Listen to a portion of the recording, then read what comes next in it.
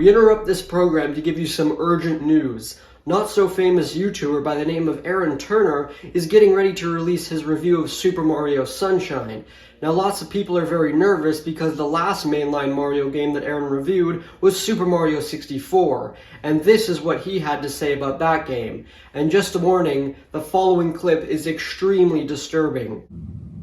It's not easy for me to say this, but I don't like Super Mario 64. Okay, I know. I'm a horrible person.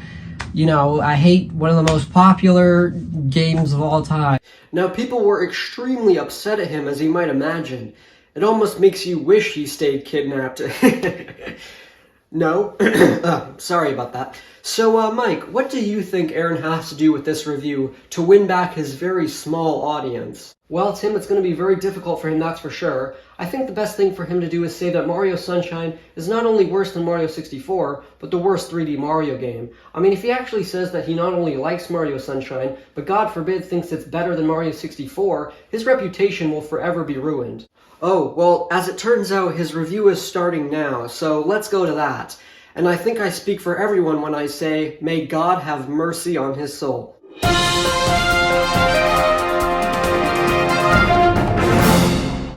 Okay, I know everyone's against me right now, but please just give me a chance. I know people are still pissed at me for my take on Super Mario 64, but keep in mind, this is all my opinion. Alright, let's just fucking get on with it. So Super Mario Sunshine is of course the successor to Super Mario 64, but many people feel that it didn't even come close to topping it. In fact, it didn't even sell as many copies as Super Mario 64. Not only that, but out of all the 3D mainline Mario games, it sold the least amount of copies. So with all that being said, what do I think of it? Well, let's start with the plot. Wait, what? Yeah, you might be thinking to yourself, Arron, it's a Mario game, it has next to no plot. Peach gets kidnapped, Mario must save her, right?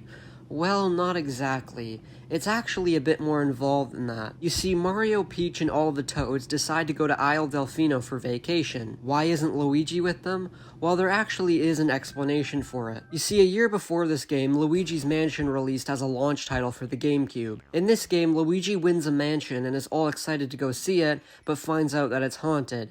So I guess in Nintendo's eyes, Luigi already got his vacation.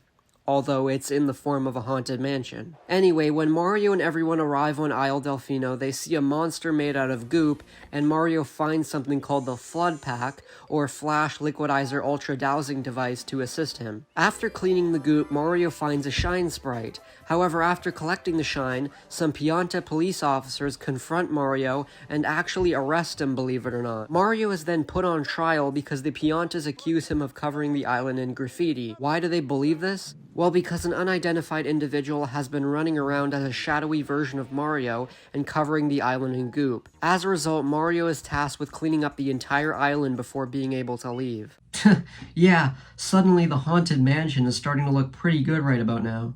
Eventually, this mysterious Shadow Mario kidnaps Peach and reveals himself as Bowser Jr. Yeah, Bowser has a son in this game, and he actually believes that Princess Peach is his mama. And if that isn't weird enough, Peach actually questions herself on whether she is the mother, meaning that this is the only time where Nintendo has actually hinted that Princess Peach may have fucked Bowser. Yeah, so now you know what I mean when I say that the plot is more involved.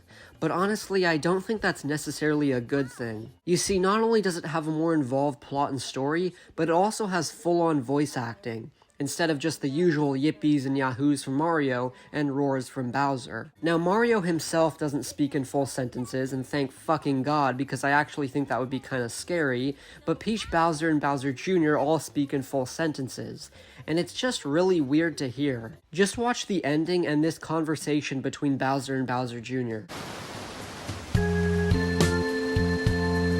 Junior, I've got something difficult to tell you about Princess Peach. I know, she's not really my mama.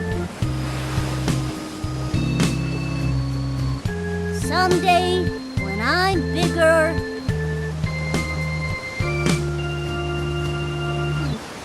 I wanna fight that Mario again. That's right, boy. Well put, son. The Royal Koopa line is as strong as ever. But for now, let's just rest a while. Do you see what I mean? It's just so strange and unnatural for a Mario game.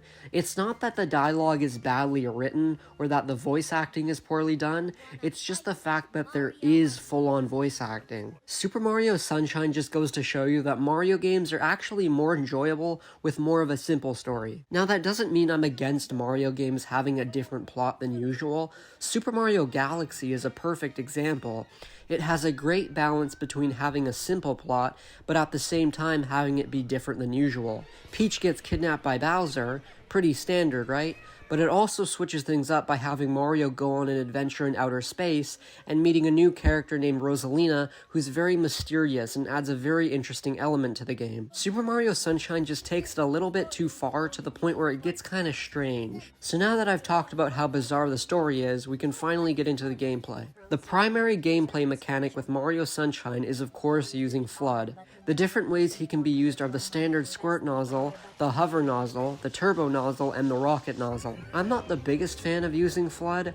I think the hover and rocket nozzle can be fun to use sometimes, but I actually prefer those secret areas where Shadow Mario takes away FLUDD, and you just have to use Mario on his own in these challenging platform areas. You can also use Yoshi for the first time in a 3D Mario game, and just like in Mario World, Yoshi can eat certain things to obtain abilities, and he also has a flutter jump to gain more height. Like Mario 64 having 120 stars to collect, Mario Sunshine has 120 shines to collect, but you only need 50 shines to beat the main story. Yeah, I think you can guess how many I collected. I'm not going to go over every single shine, obviously, but I will go over every single course in the game. Like Peach's Castle in Mario 64, you can also get shines through the hub world. In Sunshine's case, that's Delfino Plaza. While Delfino Plaza is definitely a lot bigger than Peach's Castle, let's face it, it's nowhere near as iconic. Now first of all, each course has 4 fucking red coin missions, so fuck that. If you've seen my Mario 64 review, then you know I hated all of the coin-related missions.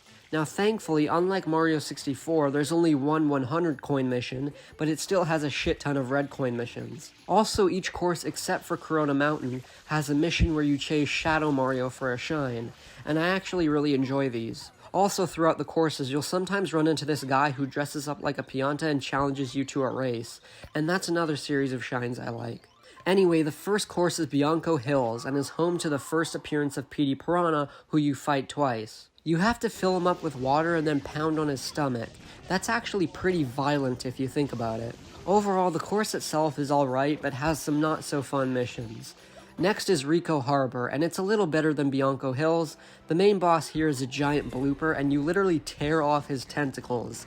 Wow. It also has a pretty fun indoor surfing race. Galeto Beach is next, and I hate it. First of all, the boss with the giant wiggler is pretty bland, and it's also got some of the most annoying missions in the game. Don't even get me started on the fucking watermelon mission. You need to carefully push these watermelons over this boardwalk without damaging it. It's so much harder than you might think. Fuck this mission. Pina Park is next and is an amusement park. This is where you fight Mecha Bowser and see Bowser Jr. for the first time. I actually really like the Mecha Bowser fight. You need to fire missiles at him while on a roller coaster. However, after that, the rest of the missions are either annoying or just boring. Next is Serena Beach, which has a haunted hotel with a bunch of boos, and it's also where you have a pretty creative boss fight with King Boo involving a slot machine. But it also has this really repetitive mission where you have to use FLUDD to get rid of these manta shadow creatures. Every time you hit them with water, they split into smaller and smaller versions. And it gets old after a while because it goes on for an eternity. So yeah, I'm not a big fan of Serena Beach. Next is Noki Bay, and the first thing you do is climb up to a Monty Mole and defeat him. There's also another blooper you need to fight, and a pretty creative mission where you need to clean an eel's teeth underwater. Overall, Noki Bay is alright and is better than some of the other courses. The 7th course is Pianta Village and involves a lot of mushrooms and goop. There's also 2 missions involving a chain chomp that I found very annoying. Also a mission where you need to get to a shine sprite while avoiding burning goop, which is pretty much just lava. It's a pretty okay course. So that's all of the courses in the game that have more than 2 shines, because the final course is Corona Mountain, and is just getting to the final boss. Also, each course has a certain amount of blue coins you need to collect, including Corona Mountain. You need to collect all 240 of these blue coins scattered throughout the game in order to get every shine sprite. You know, because the game didn't already have enough coin missions. The final boss has you using the rocket nozzle to ground pound on certain parts of Bowser's weird hot tub or wherever it is in order to destroy it. It's actually really easy. However, during the fight, Flood starts having difficulties, and after the fight, he stops working entirely, but luckily the Toads manage to repair him, although Mario would go on to never use Flood again in future games. Honestly, though, I'm not really upset about that. After that, Mario and friends manage to have a relaxing vacation, and you also get that really weird part with Bowser and his son that I showed earlier. So overall, I don't really like Super Mario Sunshine. The story is too weird for a Mario game, and I also don't like collecting the majority of the shines. The only shines I really enjoyed were the boss fights, the ones involving a race, the secret areas you do without Flood, and the Shadow Mario chases. I don't think Super Mario Sunshine is a horrible game, but it is certainly one of the worst Mario games in my opinion. I'm gonna give Super Mario Sunshine a 4 out of 10. So now the question on probably everyone's minds is, which game is better, Super Mario 64 or Super Mario Sunshine? Well, honestly, when I first played it, I thought that Mario Sunshine was better than Mario 64. Wait, hold on. I'm not done. However, after careful consideration, I have come to conclude that Mario 64 is a little better than Mario Sunshine. The main reason why I think Super Mario 64 is the better game is mainly due to the fact that it's way more memorable. Pretty much every single aspect of Mario 64 is more memorable than anything in Mario Sunshine. The courses are more memorable, the boss fights are more memorable, collecting the stars are more memorable, and the soundtrack is 10 times more memorable than Sunshine's soundtrack. The only memorable piece of music from Sunshine is the main theme of the game. If you were to ask me to hum anything from Mario 64, I could probably hum at least 10 different pieces of music from the game. With Mario Sunshine, I would be lucky if I could hum 2 different pieces of music. Super Mario 64 is more memorable in every single aspect you can think of. Now this doesn't mean I've turned around on Mario 64. There's still many problems I had with the game, and it's not even close to being my favorite Mario game.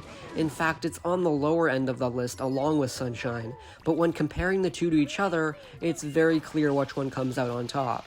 So yeah, you're welcome, fans of Mario 64. That's what I think of Mario Sunshine. Hopefully this will satisfy the news anchors. We have more news regarding Arron Turner, who has just stated that he thinks Mario Sunshine is, get this, better than Mario 64. Yeah, that's right, this isn't a hoax, he actually said that. Well, what do you have to say about this, Mike? Well, I'm happy he finally has an opinion that isn't complete dog shit. I wouldn't really say he's redeemed himself yet, but he's certainly heading in the right direction. Yeah, that's a good point, Mike. I mean, he still has a shit ton more games to review. His next review will be Sonic Advance 2, and we'll certainly be praying for him. But for now, that's been me, and I'll see you next time. And me. Oh, right, sorry, and Mike. Good night, everyone.